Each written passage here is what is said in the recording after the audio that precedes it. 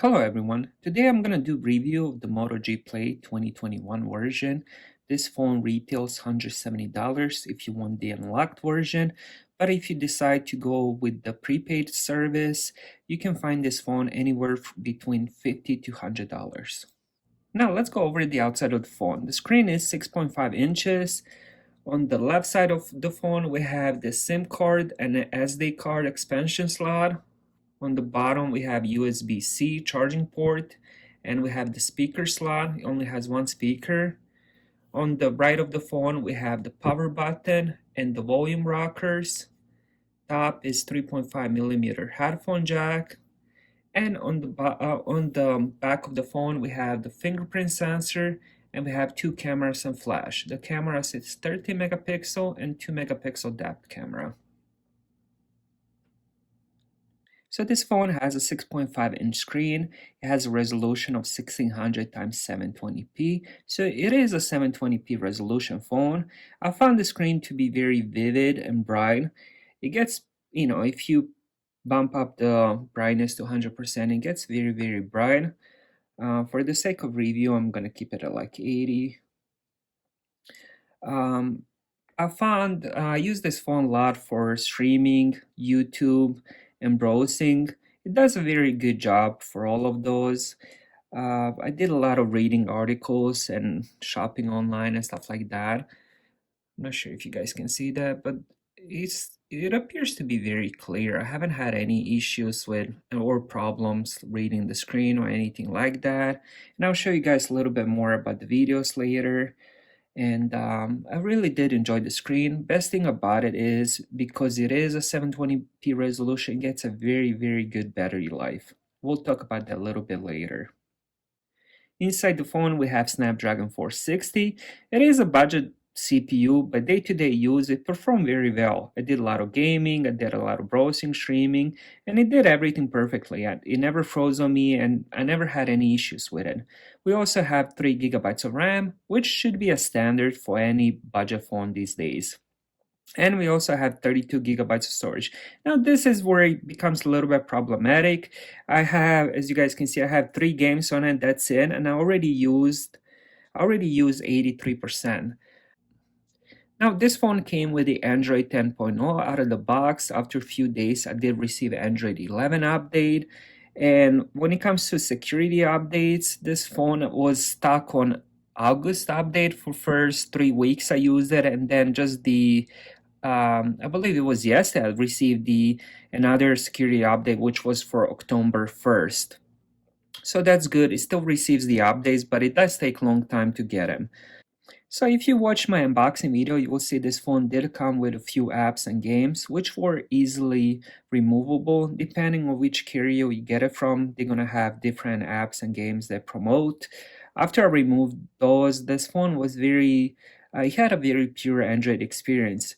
The first thing I did was open up the Motorola app, and I really enjoyed this app because it gives you a lot of tips, and you can change a lot of stuff about the phone. You can change the style, wallpapers, you can do different gestures. For example, you have fast flashlight, 3-finger screenshot, lift to unlock, which is one of my favorite, flip for do not disturb, and pick up to silence, swipe to split. And it also has, as I mentioned, tips, and especially what's new on Android 11.0. You can do peak display or tentative display. I like peak display, it's also one of my favorite. Now let's talk about the cameras. On the back we have 13 megapixel and 2 megapixel depth with the flash, and on the front, as you guys can see, there's a little notch. That's where the 5 megapixel camera is. Now the cameras were my least favorite part of the phone. They just don't perform well. I'm not even gonna show any pictures because quality is just not there, and it's hard to see through the camera the actual picture quality. So trust me on this, the camera is not that good. So if you're buying a phone for a camera, don't buy this one. Now the sound on this phone was pretty decent. It only has one speaker on the bottom. Let me play you guys something so you guys can hear how it sounds.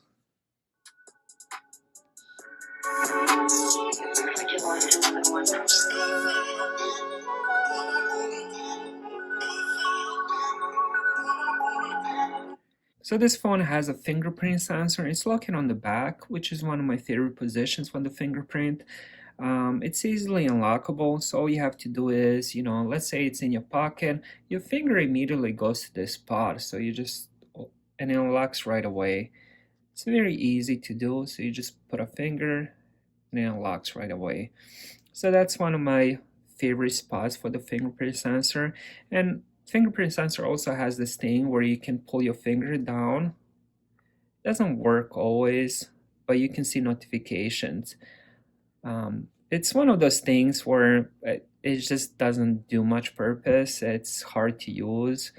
I would say it works about 70% of the time. So it did work 3 out of 4 times. Okay, now it didn't work, and there we go. So it's one of those things I don't really use, but sometimes I would do it on accident. I'm like, what is going on? I forget that that's an option there. I believe you can turn it off. I'll have to go to settings and turn that off.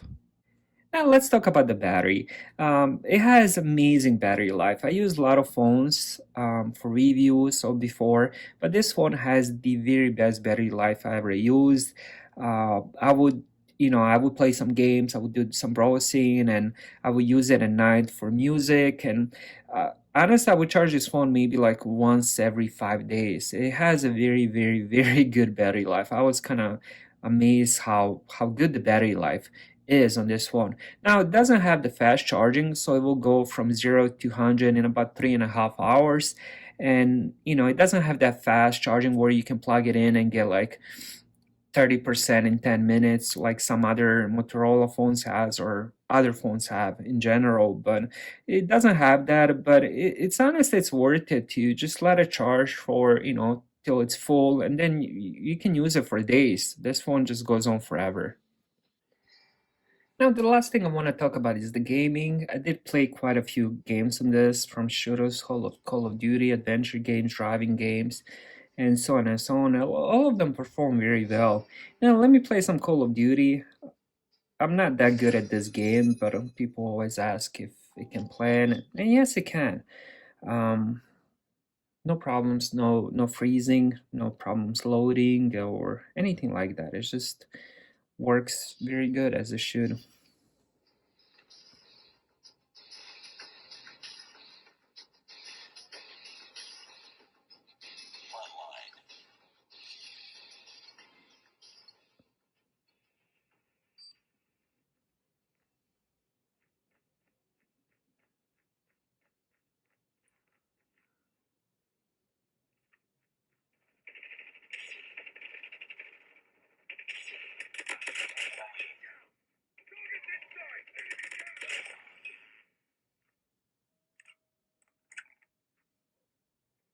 Trochę to sobie.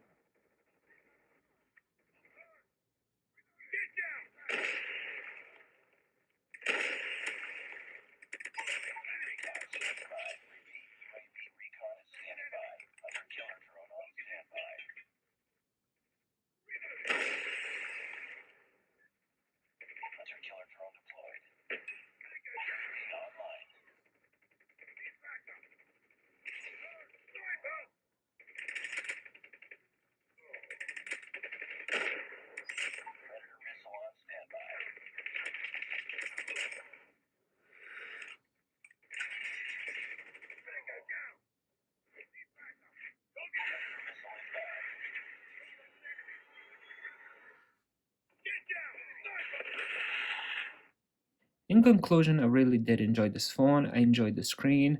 I loved the battery life. The cameras weren't so good, but overall, it was a very good phone for the price. If you can get this phone between $50 and $100, it's I definitely recommend that.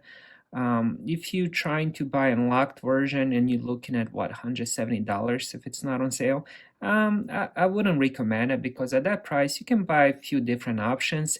I even saw Moto G Power, which is much better phone, go around that price unlocked if you can get it on sale, which happens often.